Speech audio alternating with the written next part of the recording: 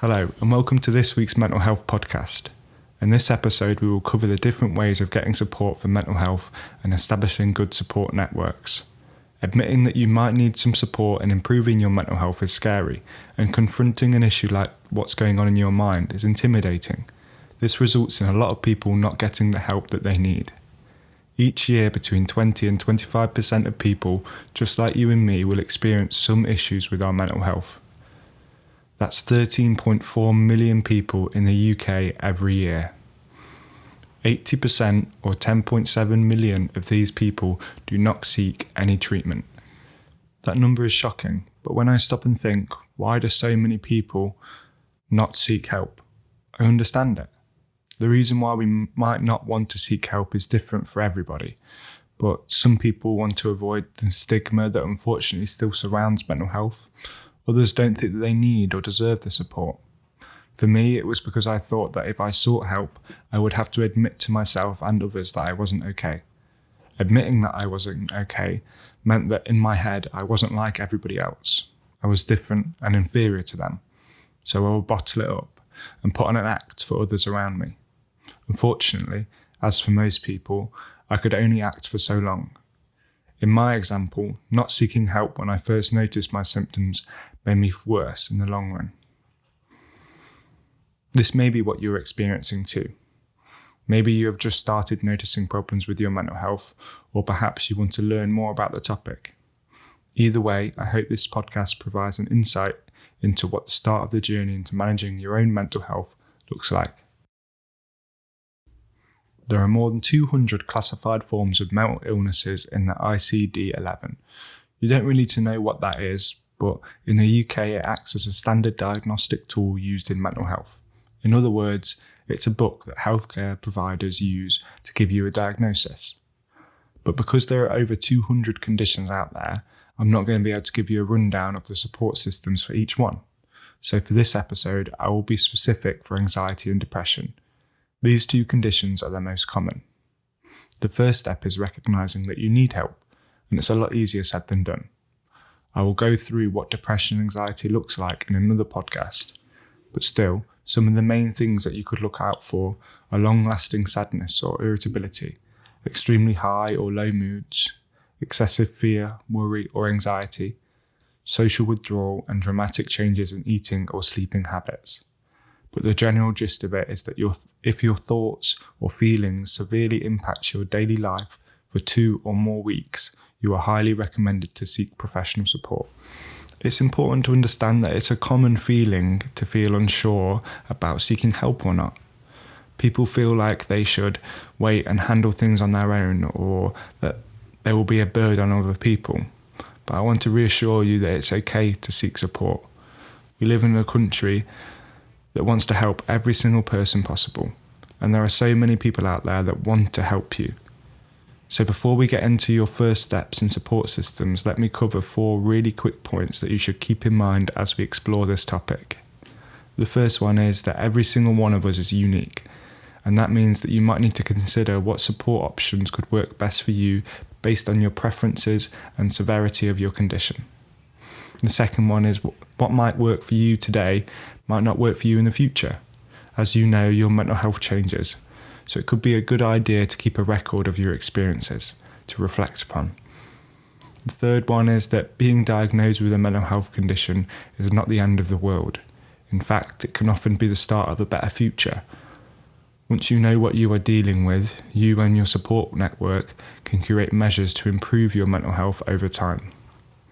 The fourth and final point is that unfortunately these things often take time to make you feel better, so to be patient with yourself is important.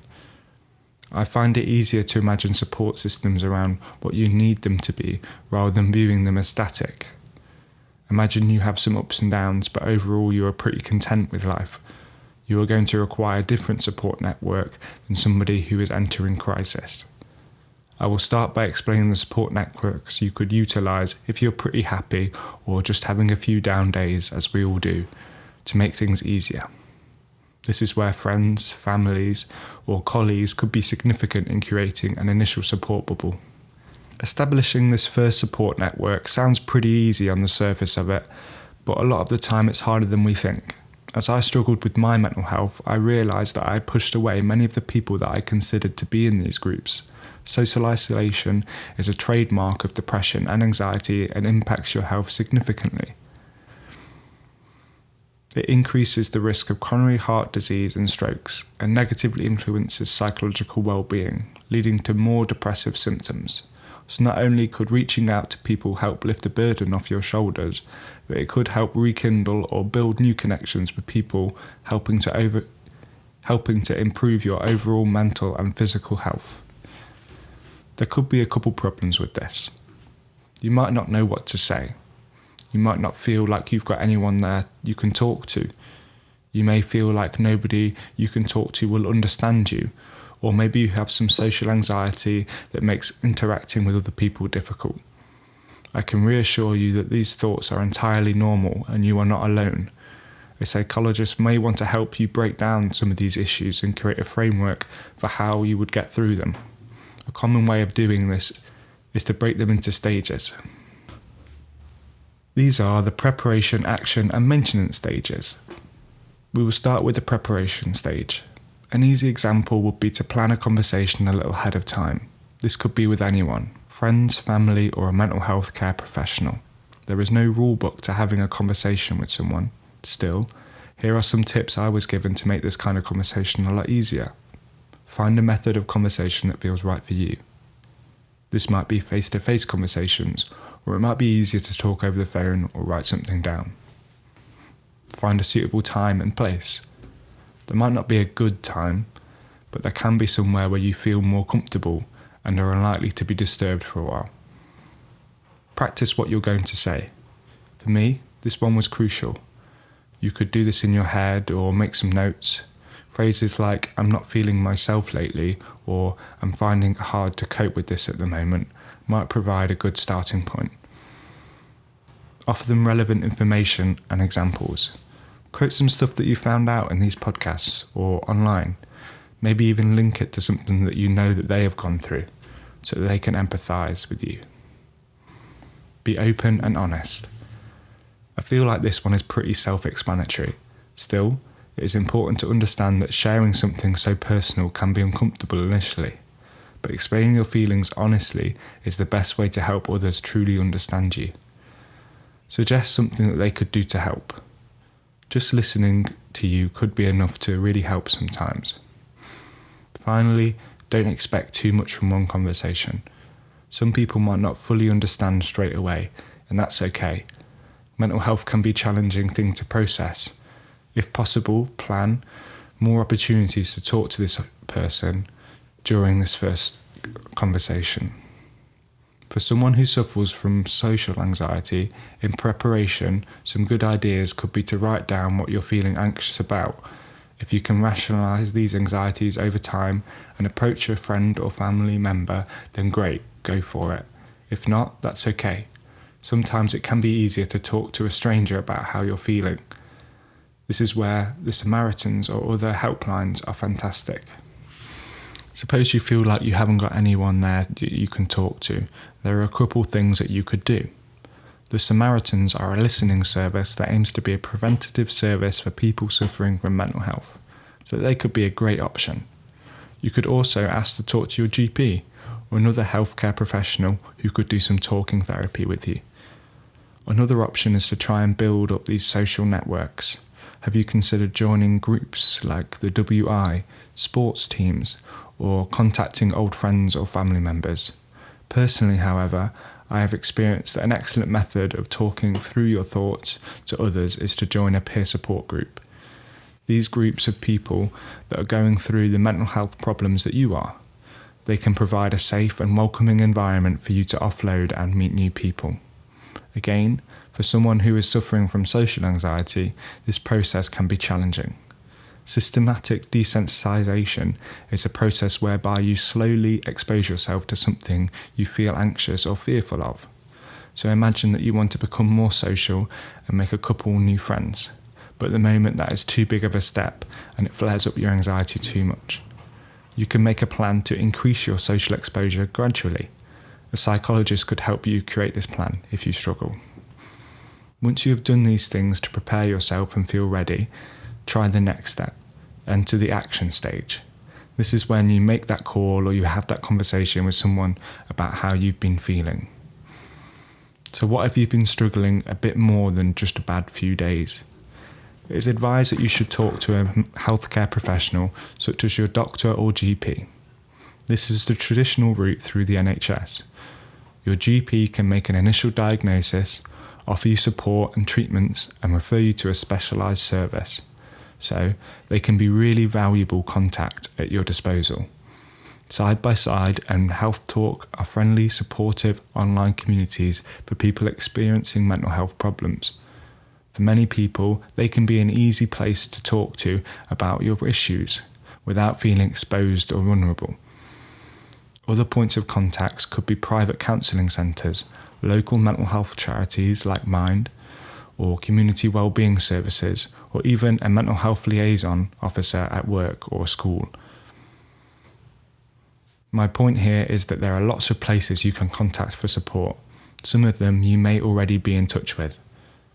Right, so let's say you've sorted out that appointment to talk to a healthcare professional. If you're anything like me, you'd feel pretty nervous.